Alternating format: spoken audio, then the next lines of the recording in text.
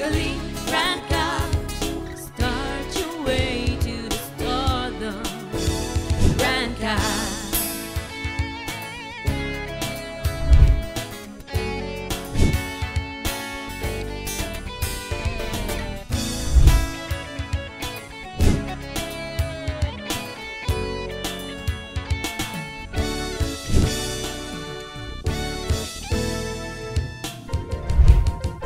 Rank up, a family to me, teaching me the things that I should be.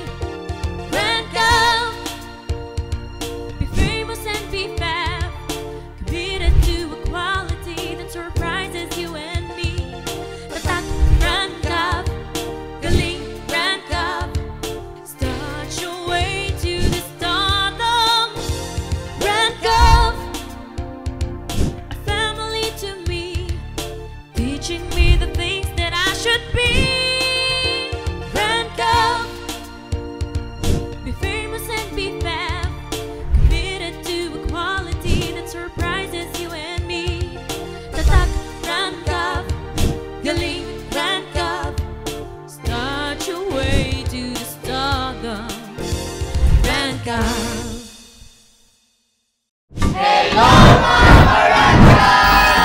Panibagong araw, panibagong Yes guys, ngayon part 3 na ng Intense Interview Challenge!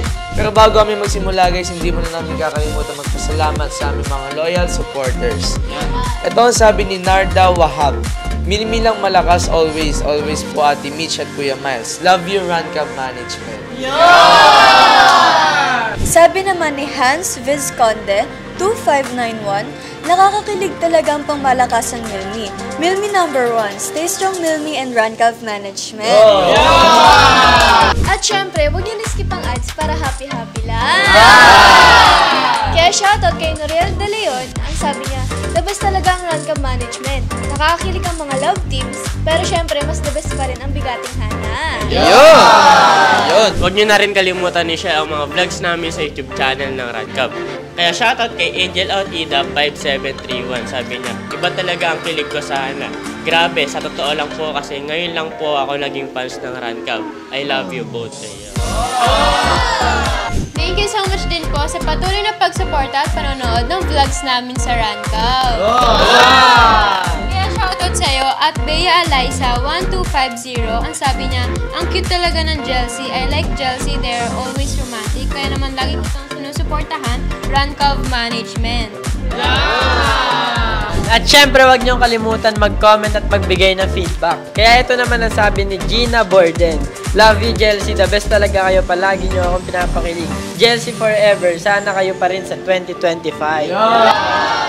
And shoutout na din po kay Gemaline Linatok. Nakakilig talaga ang Erndra. Hindi kayo nakakasawang panoorin. Sana mapansin po. At syempre, shoutout din sa'yo, Jessa Tamayo. Pangarap ko kayong ma-meet Rancab. Kung pagpapalain sana ako, yung makita at mayakap ko kayo. Nakaka-proud at nakakagaan kayo ng loob panoorin. Kaya yung dahilan kung ba't napakasaya ko araw-araw. Kahit paulit-ulit ko kayong panoorin, hindi talaga nakakasawa. I love you, Rancab. Grabe naman yun! Also, shoutout sa'yo na Raima 1. Sabi niya, nakakakilig talaga ang Klazumi. Ang favorite kong love team. Sana Klazumi pa rin sa 2025. Sana mapansin. Love you all, Rancab Management! Kaya ko sa class, ako ay magsha-shoutout. At syempre, shoutout sa'yo, Willie Taylor Sumabay. Waiting for Lazumi, lang malakas. I love you, Rancab Management. Simulan na natin ang Intense Interview Challenge Part 3! At dahil dyan guys, ang una po nating isasalang ay walang iba kundi ang di papakabog na Chelsea! Na si Angel and si Cassie! Okay, dahil dyan, Chelsea, unang tanong. Anong pakiramdam nyo sa isa't isa pag magkahawak kayo ng kamay?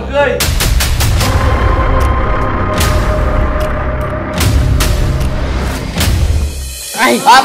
Teka lang. Angel, ilabas mo ang iyong kaliwang kamay. Kaliwang kamay. Ilabas mo.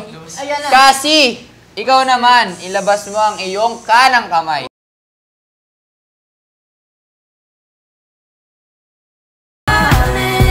Wala pa.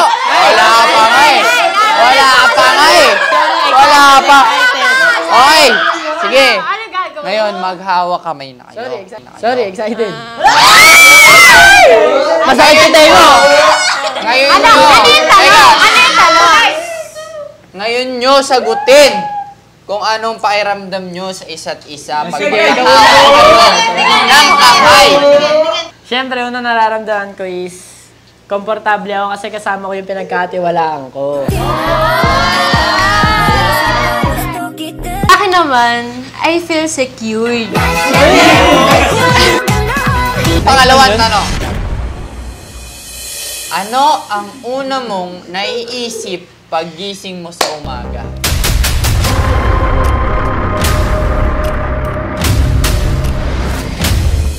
Siyempre, paggising ko sa umaga, iniisip ko is i-chat siya ng good morning.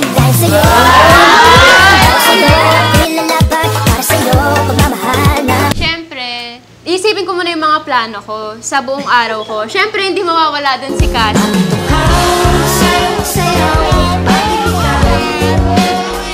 Pangatlong tanong. Naniniwala ka ba sa soulmate?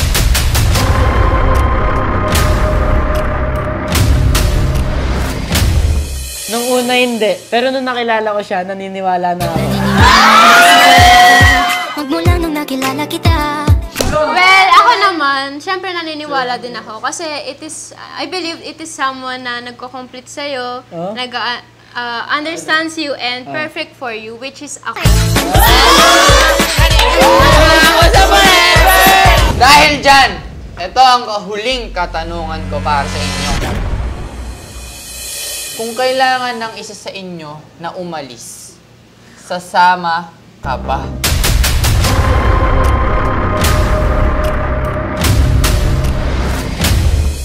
Ako hindi, kasi alam mo kung bakit? Bakit? Kasi pagpunta mo doon, andun na ako.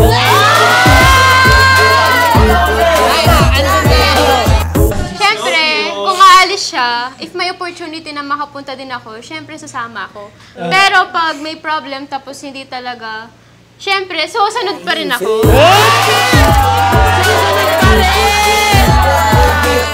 Okay guys, dahil dyan, dito na po nagtatapos ang intense interview ng Di Mapakabog ng Jelsie! Dahil dyan guys, ang susunod natin na isasalang ay ang newbie Klazumi na si Clark and si Kazumi. Unang tanong. Anong pakiramdam nyo sa isa't isa pag magkahawak kayo ng kamay?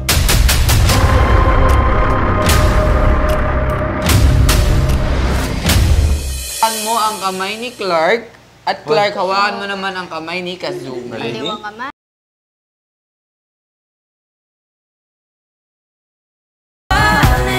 Yan. Ngayon, sagutin nyo ang Tawag, tanong. nanginginig pa. Sagutin nyo ang tanong. Ano po? tanong. Nararamdaman ko, I feel like butterflies in my stomach. Like ano? Like... Kung ikaw, merong butterfly in your stomach, syempre, may butterfly din in my lungs. Pangalawang tanong. Ano ang una mong naiisip paggising mo sa umaga?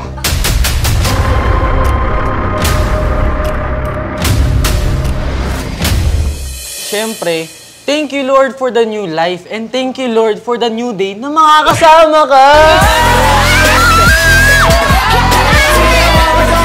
Siyempre, thankful din ako kay Lord.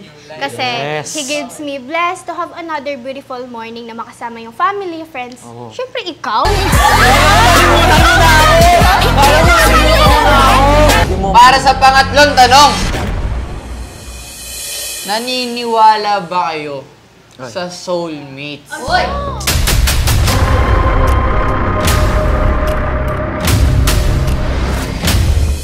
Ako, hindi ako naniniwala sa soulmates eh. Bakit? Pero hindi naman kasi masamang maniwala. Pero naniwala ko at naniwala talaga ako nung nakilala ko na si Kazumi.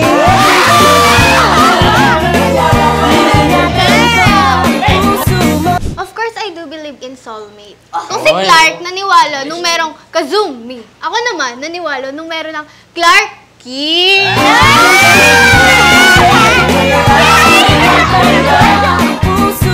Eto na.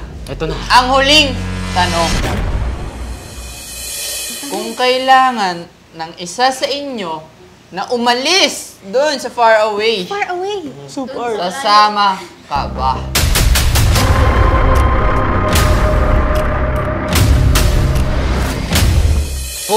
Hindi po ako sasama. Hindi ako sasama. Kasi, wala pang permission ni tita!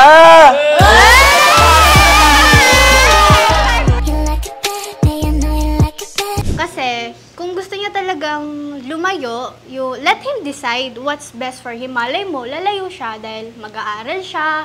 Dahil sayang din yung mga opportunity. Yes. Ang tanong, sasama ka ba? Oo, diretso!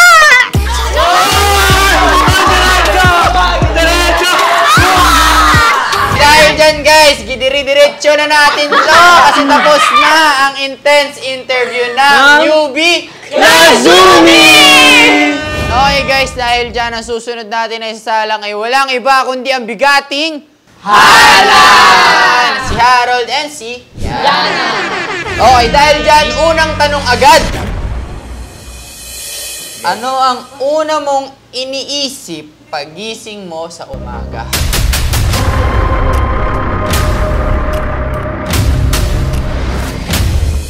Una ko naiisip sa umaga, kung gising ka na ba, tapos mag-good morning ako. Siyempre, yung naiisip ko, maghihilamos muna ako. Magtutoothbrush muna ako. Ayusin ko yung higaan ko. Pero pagkatapos ng lahat ng yan, i-chat ko na si Harold ng good morning. Pangalawang tanong. Anong pakiramdam nyo sa isa't isa pag magkahawak kayo ng kamay?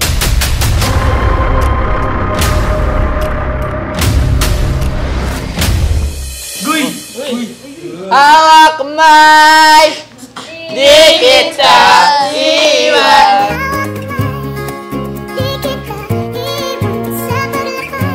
Paglakay. Pakita niyo na. Paisagot ng aking tanong. Feel ko feel ko kompleto na araw ko.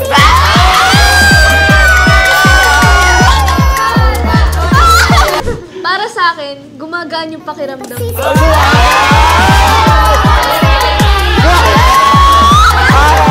Pangatlong tanong. Kung kailangan ng isa sa inyo na umalis doon sa malayong lugar, sasama ka ba?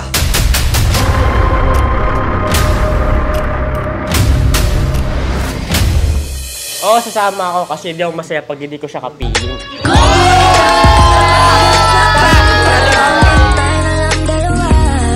Kung may chance man ako, why not, diba? Lagi naman ako na dyan para sa kanya.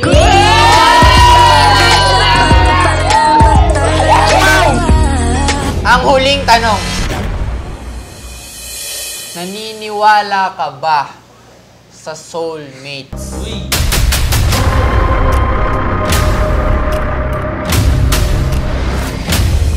Soulmate, oo, naniniwala ako doon. Kasi malay mo, tayo na pala yung soulmates, di ba?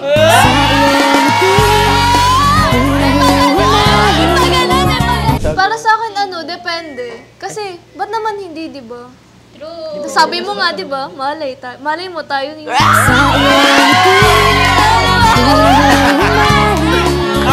Okay, dahil dyan guys, dito na po nagtatapos ang intense interview ng bigating Dahil dyan guys, eto na ang susunod natin na sasalang walang iba kundi ang pangmalakasang Milmi na si Miles and si Mitch. Dahil dyan, ito ang una kong tanong. Kailan mo na-realize na gustong-gusto nyo na ang isa't isa?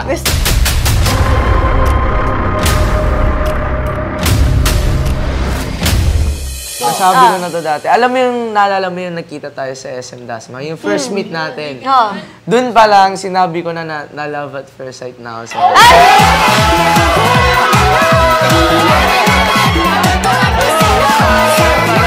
Sa akin naman, syempre hindi naman natin masasabi na bigla mo agad nagustuhan, di ba? Sa akin naman, nagustuhan ko si Miles paunti-unti.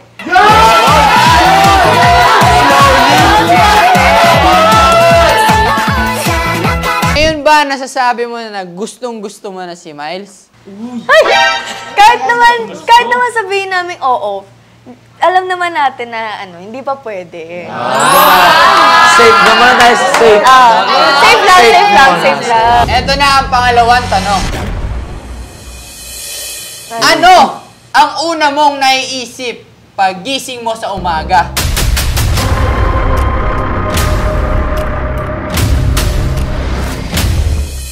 Okay, rektahan na to. Mulat ng mata, kuha ng cellphone, punta sa messenger, i-chat si Mitch.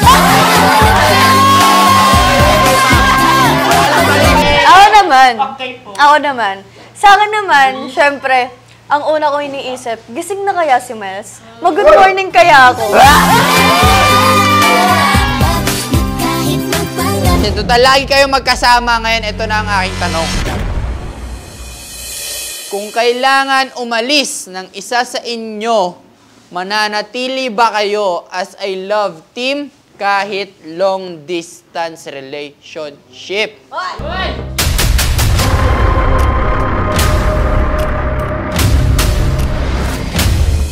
Siyempre naman, lalo na if ever malaki yung opportunity na kailangan niyang kunin kung saan man siya pupunta. Siyempre, I'd still support her everywhere. Kahit saan siya pumunta.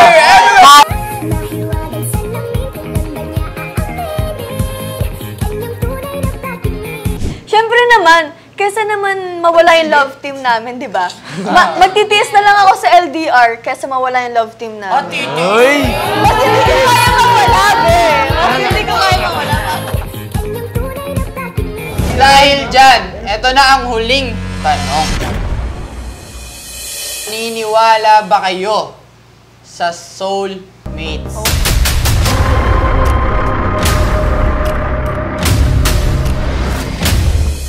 Ako talaga actually before, hindi ako naniniwala. Pero nung nakilala ko itong isang magandang babae.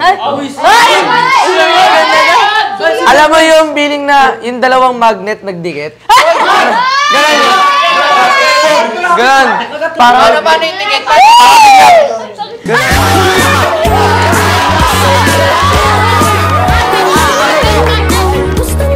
Para sa akin, hindi naman sa tagal yun eh. Hindi naman sa tagal ng love team namin yun. Ako naniniwala ako na soulmate talaga kami ni Miles. Kasi meron kaming connection na kahit kailan hindi matitibag ng kahit sino.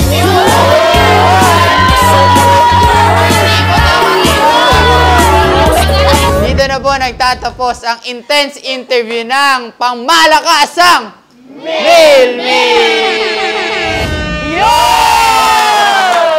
So ngayong araw guys, parang may kakaibang napapansin din. Tama. Dahil, kung makikita nyo naman guys, imbis na ang cutie Erndra lang ang sasabak sa challenge ngayon, isinama na namin si JM! Bakit ka ba? Kasi ngayong araw, officially signing off na po ang cutie Erndra. So, kumbaga, ito ang kanilang last challenge sa vlog na to na magkasama silang dalawa. At alam mo ba, Miles, ito naman ang unang araw na magkakasama si Sandra and si JM. At ang love team nila ay tatawaging Sandra!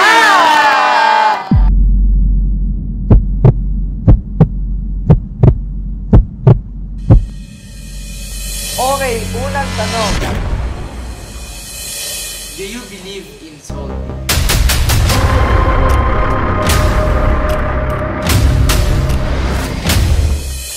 Dati, hindi talaga. Pero ngayon, dahil nandito na si JM, syempre naniniwala na ako.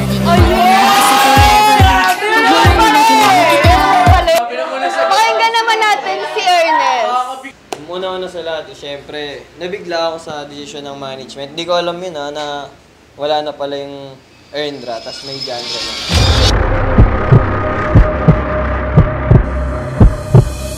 So ayun, sagutin ko na yung tanong kung naniniwala ba ako sa soulmates.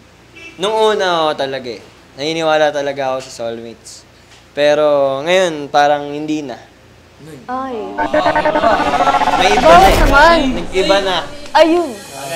Ano kaya ang sagot ni JM dyan? Ako, para sa akin, naniniwala talaga ako sa soulmates. Kasi totoo talaga yan Kapag tinadhana talaga kayo at kung kayo talaga yung para sa isa't isa, yun na yun Tama nga naman. Pangalawang tanong. Anong pakiramdam nyo sa isa't isa pag magkahawak kayo ng kamay?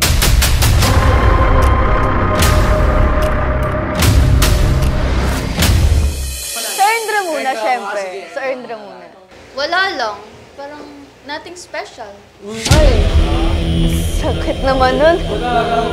Ngayon, meron pa rin syempre. Kasi ako nabigla lang ako Kung sa kanya, wala na. Pero sa akin, meron pa din. Parang hoping pa din, kumbaga. Wala na. Kay JM naman tayo. Ay, dito Sa sa Jandra Jandra, naman dito sa tayo. Sige, malalaman. Kasi parang medyo masakit sa Erndra Ilabas ang kamay, ilabas ang kamay. Ilabas na ang kamay kasi.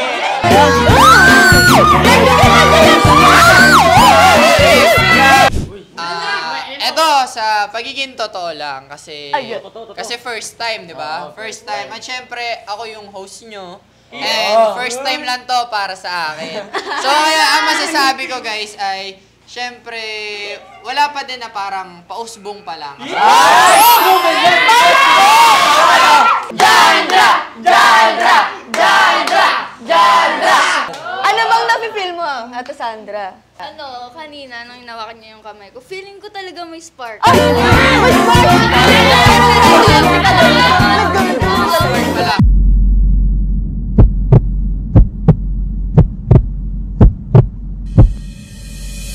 Okay, panghuling tanong na tayo. Ano ang una mong naiisip pag gising mo sa umaga?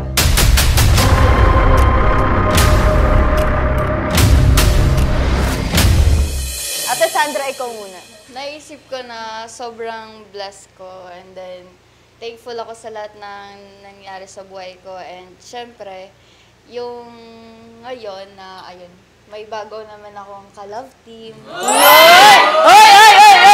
May bago ng ka-love team!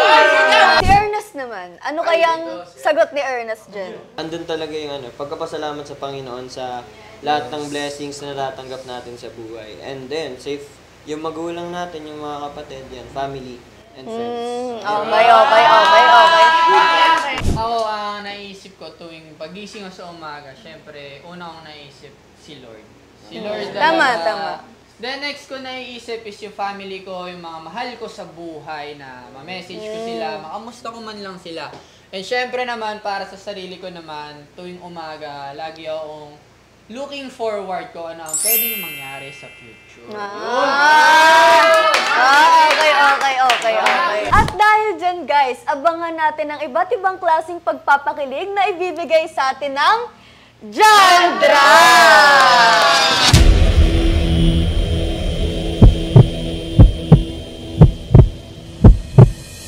Kaya naman guys, dito na po nagtatapos ang intense interview challenge ng Cutie Erndra!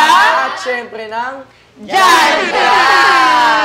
Dito na po nagtatapos ang part 3 ng Intense Interview Challenge! Kaya naman guys, bago kami matapos, hindi ko na lang kakalimutan magpasalamat sa aming mga sponsors. Unang-una na po dyan, ang UPHSD Molino House.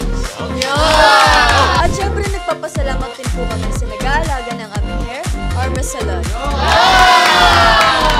At syempre, nagpapasalamat din kami sa nag-alaga ng Face and Skin, ang DRM Face and Skin. And thank you so much din po sa lahat ng editors ng Jelsie. At syempre, nagpapasalamat rin ako sa sumusuporta sa Jelsie. At gusto ko rin i-promote yung sarili kong work, ang SB Nail. At syempre, nagpapasalamat din kami sa pangmalakasang internet namin na ang At syempre, huwag niyo po kami kalimutan sa baybayan sa mga ng Rancab. Ibati ko pala sa walang sawang pagmamahal at suporta.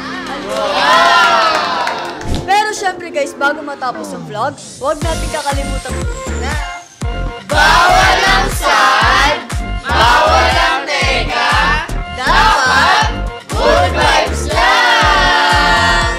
Kaya naman guys, huwag nyo kakalimutan i-click yung subscribe button at hit na rin ang notification bell para updated kayo sa mga vlogs ng Rancab. Hanggang sa muli guys!